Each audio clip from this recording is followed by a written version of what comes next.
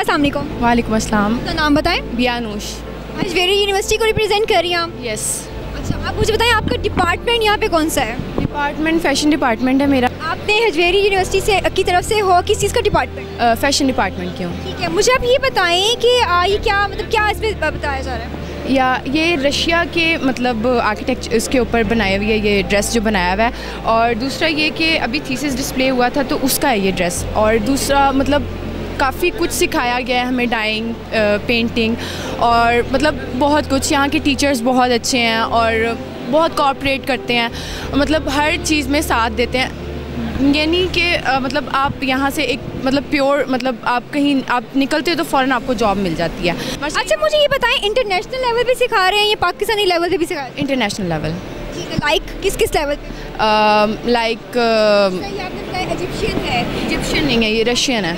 Russian है। Egyptian भी आप बना रहे हैं? इजिप्शियन भी हैं और काफ़ी सारे आर्ट। वो असल में थीसिस के मतलब डिफरेंट स्टूडेंट्स को डिफरेंट वो बताते होते हैं कि आपने ये प्रोजेक्ट उनको दिए, असाइन किए होते हैं, उनके टॉपिक्स होते हैं, उसके ऊपर उनके थीसिस उनके अकॉर्डिंग होते हैं, तो उस हिसाब से वो बनाते हैं। आप लोग यहाँ से जाते हैं, आपको सब कुछ आता है, कटिंग, डाइंग, स्टिचिंग, हर चीज़ की इन्फॉर्मेशन होती है? हाँ जी, बिल्कुल होती है, और इवन आसानी से इजीली हायर कर लेते हैं स्टूडेंट्स को यहाँ के। कोई मैसेज जो आप देना चाहें?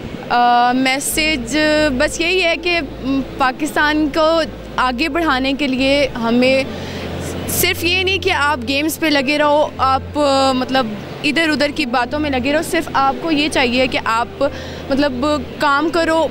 काम वो नहीं होता जो आप चीटिंग करके करते हो, काम वो होता है जो आप खुद करते हो। आप बेशक एक लकीर लगाओ, आप एक लकीर लगाओगे, आप बस उसको समझा दो कि हाँ ये मैंने लकीर में ये बनाया है। जैसा कि आपने देखा कि हजवेरी यूनिवर्सिटी का एक और डिपार्टमेंट है जो कि फैशन डिज़ाइनिंग से रिलेट कर रहा है।